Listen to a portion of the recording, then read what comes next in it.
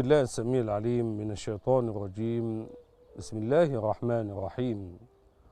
ربنا لا تزغ قلوبنا بعد إذ هديتنا وهب لنا من لدنك رحمة إنك أنت الوهاب. اللهم اهد شبابنا واهد بناتنا واهد نساءنا واهد رجالنا واهدنا واهد بنا واجعلنا سببا لمن اهتدى. وبعد، أيها الأحبة في الله، إني أحبكم في الله. مع هذه السيرة العطرة ومع هذا النجم الفز ومع رابع الخلفاء الراشدين وابن عم المصطفى صلى الله عليه وسلم ووالد الريحانتين وأبا السبطين الإمام علي كرم الله وجهه، كيف ومتى وأين ولد، ورأي الشيعة ورأي السنة في مكان مولده، هذا ما نتحدث عنه في هذا اللقاء إن شاء الله.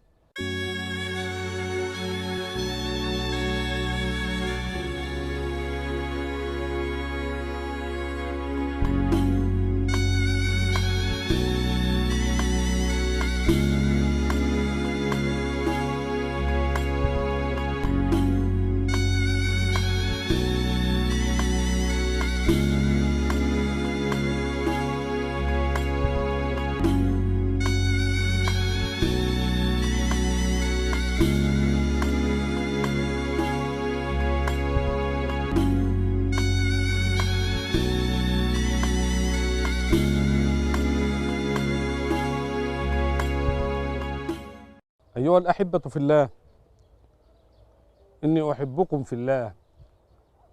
موطن الإمام علي أو مكان مولده مسار خلافات بين الشيعة وأهل السنة، ولا نظن أن هذا فقط هو المشهد الذي سوف نمر به سويا في إيضاح وإلقاء الضوء على رأي السنة والشيعة في موقف من مواقف ومشهد من مشاهد حياة الإمام علي.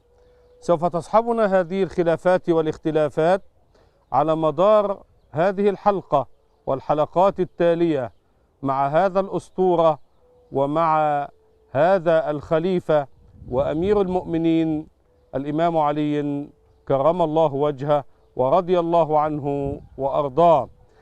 لما للشيعة من نصيب كبير في الإمام علي، ولما مر به الإمام علي في حياته، ولما لهم من آراء ولأهل السنة آراء.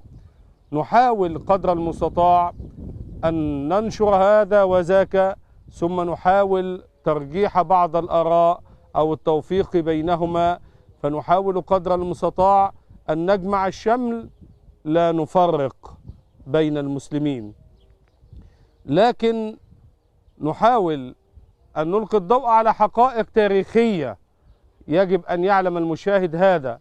فهذه الحقائق التاريخية ليست من عندياتنا وليست من صنعنا، وإنما هي أحداث قد وقعت بالفعل نلقي عليها الضوء، ونحاول قدر المستطاع أن نستخلص العبر والعظات في وقتنا هذا.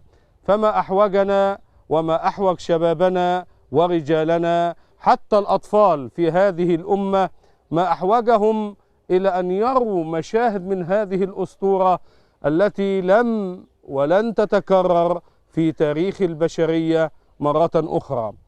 حتى في لحظة ميلاده، لحظة ميلاد الإمام علي، والده أبو طالب وأمه هي فاطمة بنت أسد بنت ابن هاشم الهاشمية، فكانت أول هاشمية تتزوج من هاشمي.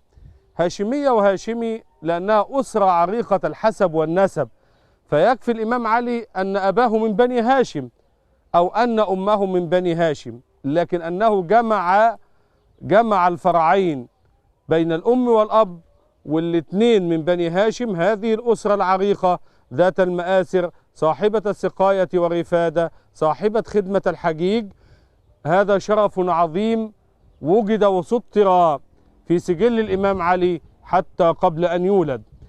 ففي كتب الشيعة واستدلوا ببعض كتب أهل السنة كالحاكم في المستدرك وعباس العقاد في عبقرية أمير المؤمنين الإمام علي صفحة 43، اتكلم العقاد واتكلم الحاكم ودول من أهل السنة مع كتب أهل الشيعة نفسها، وقالوا إن علي بن أبي طالب ولد داخل الكعبة ولم يولد من قبل ولم يولد من بعد طفل داخل الكعبة المشرفة إلا علي.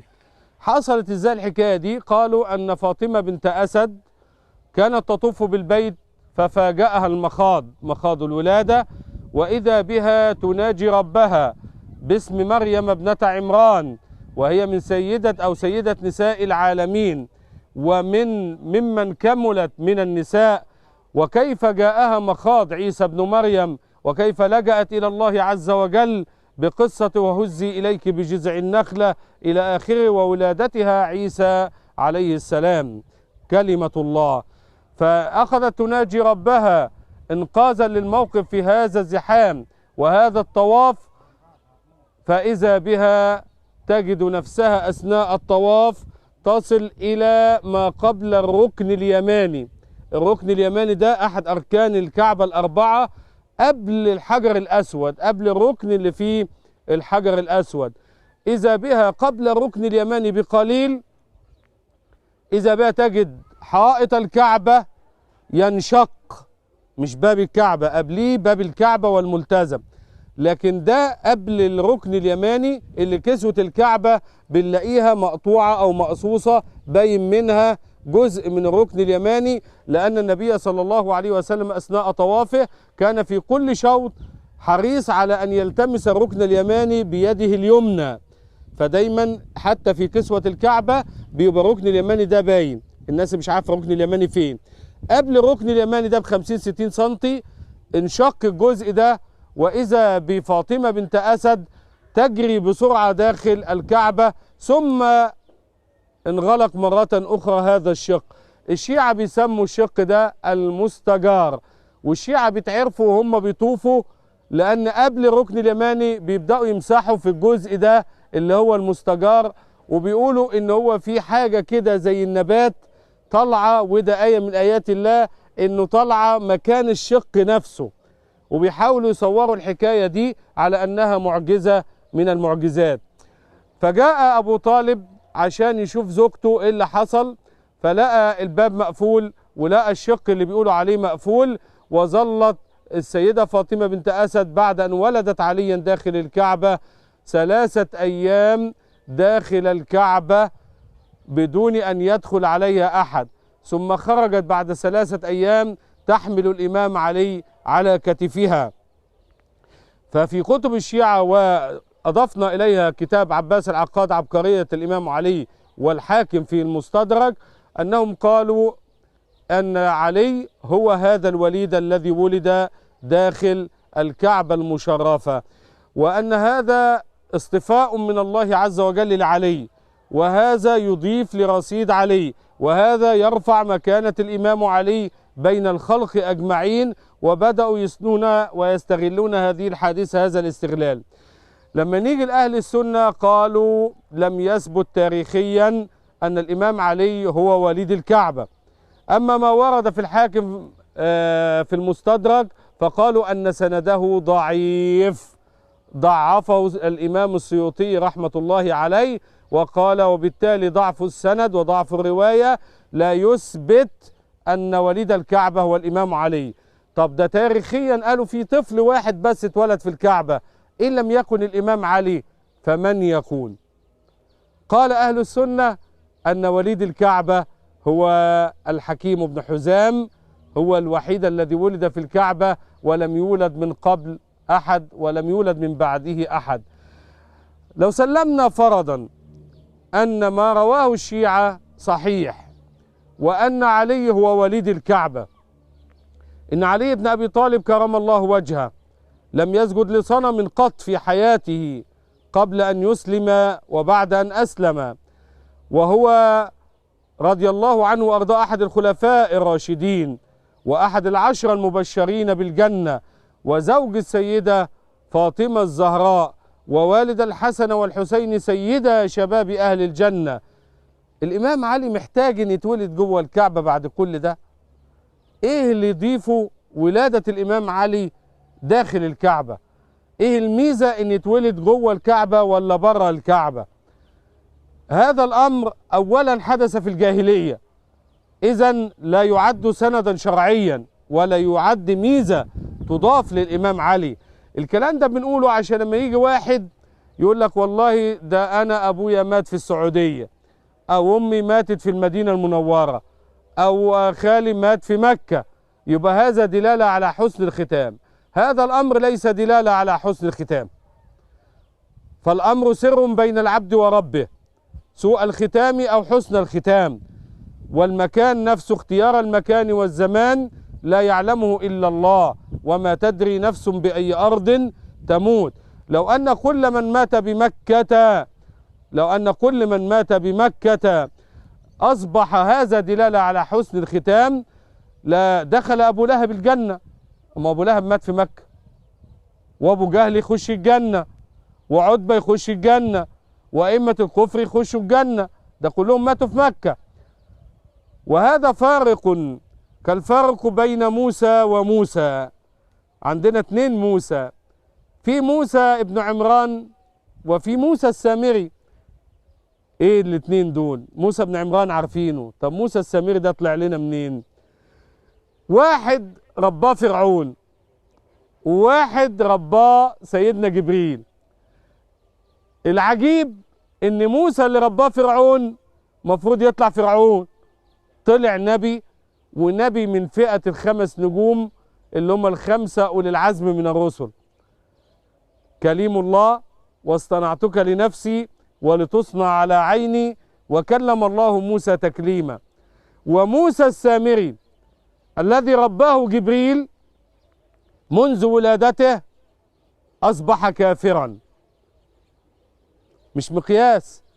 موسى السامري أم ولدته في الصحراء ثم ماتت، ولكن له عمر، فأرسل الله أمين وحي سماء جبريل لهذا الطفل الوليد، فقام عليه ورباه حتى كبر وأصبح من قوم موسى بن عمران. ولذلك موسى السامري عند عبور البحر الأحمر لبني إسرائيل وفرعون من خلفهم، وجه سيدنا جبريل راكب الفرس بتاعه وعدى في البحر، ومن خلفه فرس فرعون لينزل فرعون إلى الماء وإلى هذا الطريق ليغرق. إذا بموسى السامري يعرفه، هو الوحيد اللي عرف سيدنا جبريل وراكب على الفرس. عشان كده القرآن يقول فقبض قبضة من أثر الرسول، خد شوية رملة من اللي ماشي عليه الفرس بتاع سيدنا جبريل، وعنهم معاه لغاية ما عبروا البحر ووصلوا اليمة التانية. وجات فكرة العجل من موسى السامري ليعبد بني إسرائيل العجل من دون الله، وعمل فتحة الشرج متوصلة بطريقة معينة لفتحة الفم، وبعدين قذف شوية الرملة اللي كانوا معاه شوية التراب دول اللي داس عليهم الفرس بتاع سيدنا جبريل جوه العجل، وبالتالي الهواء بقى يدخل من فتحة الشرج، يطلع من فم العجل له خوار. خوار ده اللي هو صوت العجل الحقيقي، فأصبح عجل الذهب ده كأنه بالظبط اللي هو أبيس، كأنه عجل حقيقي، فعمل الصوت ده، وده اللي شجع بني إسرائيل إن هم يعبدوه. فده عندي موسى وموسى.